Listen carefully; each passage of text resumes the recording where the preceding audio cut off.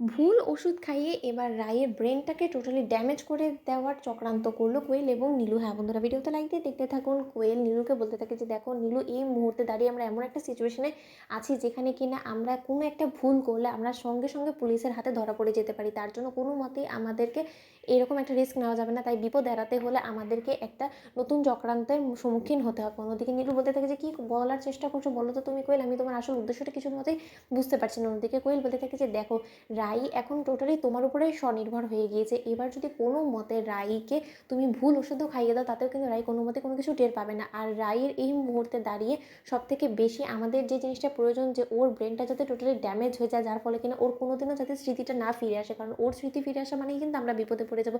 তুমি নিশ্চয়ই সেই জিনিসটা বুঝতে পারছো, কারণ সেদিনকার ভয়াবহ ঘটনার বর্ণনা যদি একবার রাই মুখ ফসকে পুলিশের কাছে দিয়ে দেয়, তাহলে তুমি বুঝতে পারছো যে আমাদেরকে এবার ফাঁসিতে ঝোলা থেকে কেউ বাঁচাতে পারবে না। তখন নিশ্চয়ই তুমি খুব ভালো করেই জানো যে তোমার রায় দিদিভাই সেক্ষেত্রে তোমাকে আর সেখান থেকে বাঁচিয়ে আনবে না। আমার কথা তো আমি ছেড়েই দিলাম। অন্যদিকে নীলু বলতে থাকে যে হ্যাঁ, এই কথাটা খুব একটা খারাপ বলোনি, কিন্তু এখন আমি এটা করবোই বা কী করে? এতগুলো ডক্টর থেকে শুরু করে এত সিকিউরিটির মধ্যে সকলকে এড়িয়ে, সকলকে বোকা বানিয়ে, সকলের চোখে ধুলো দিয়ে আমি সেখানে ঢুকে পড়বো, আর সকলে আমাকে সেখানে ঢুকতেও দিবে? এতটাই কি তারা আমার উপরে বিশ্বাস করবে বলো তো? তার থেকেও বড় একটা প্রবলেম সেখানে রয়েই তো গিয়েছে, সেটা হলো স্রোতের চোখ এড়িয়ে তো কোনো মতেই আমি কেবিনে ঢুকতে পারবো না।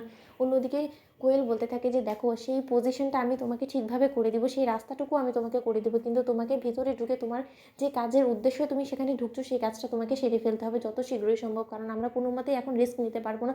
আমার গা হাত পা কেন জানি না ঠান্ডা হয়ে আসছে, কারণ যে পরিমাণে এখন স্রোত থেকে শুরু করে অনির্বাণ থেকে শুরু করে ওর রায়ের পরিবার থেকে শুরু করে সকলে মিলে আমাদের পেছনে উঠে পড়ে লেগেছে, তাতে তো কোনো না কোনো একদিন নির্ঘাত দেখবে সেই বাবুল গুন্ডাদের থেকে শুরু করে নয়তো বা অন্য কেউ না কেউ আমাদের কথা মুখে এনেই ফেলবে। তখন কিন্তু আমাদেরকে কেউ বিপদের হাত থেকে রক্ষা করতে পারবে না। তাই আমি তোমাকে বলছি যে তুমি কিছু ভুল মেডিসিন নিয়ে সেই রুমে ঢুকে রাইয়ের যে মেডিসিনের র্যাকটা আছে সেখান থেকে সেই মেডিসিনগুলো সরিয়ে দিয়ে আমাদের দেওয়া সেই মেডিসিনগুলোকে রিপ্লেস করে দাও। আর সেই মেডিসিনগুলোকে যখন নার্স নিজ হাতে খাওয়াবে তখন সে আমাদের উপরে এর দায়বদ্ধতা পড়বে না, কারণ আমরা তো সেই মেডিসিনগুলো রাইকে খাওয়াইনি, তাই না? হসপিটালে কর্মরত সেই নার্স খাইয়েছে, আর নার্সের উপরে গিয়ে সকল দায়ভার পড়বে।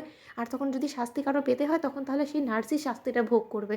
এতে করে আমাদের কাজও হাসিল করা হয়ে গেল, আর আমাদেরকে কেউ চিনতেও পারলো না, ধরতেও পারলো না, আর পুলিশ আমাদের উপর সন্দেহ করা তো দূরে থাক, আমাদের অবধি পৌঁছতেও পারবে না। কি বলো নীলু? তখন নীলু বলতে থাকে যে হ্যাঁ, এবার তুমি ঠিক একটা প্ল্যান করেছো, এবার এভাবেই আমাদেরকে হাঁটতে হবে, নয়তো বা যে কোনো সময় আমরা বিপদে পড়ে যেতে পারি। কারণ সেই বাবুল গুন্ডার উপরে কোনো মতে আমরা ভরসা করতে পারবো না, অ্যাটলিস্ট এই স্টেজে তো কোনো মতেই না। কারণ ও যে পরিমাণে আমাদের উপরে হিংস্র হয়ে পড়েছে টাকার জন্য, ওর নিজের টাকাটা আমাদের কাছে আদায় করে নেওয়ার জন্য ও যে কোনো পথে নামতে পারে। ও প্রয়োজনে আমাদেরকে হুমকি দিয়ে পুলিশের কাছে গিয়ে আমাদের এগেনস্টে কমপ্লেন করতেও দ্বিধাবোধ করবে না। তাই ওকে আটকানোর জন্য টাকা অবশ্যই আমাদেরকে জোগাড় করতে হবে। তো বন্ধুরা, ভিডিওটি ভালো লাগলে লাইক এবং শেয়ার করে সাবস্ক্রাইব করতে ভুলো না।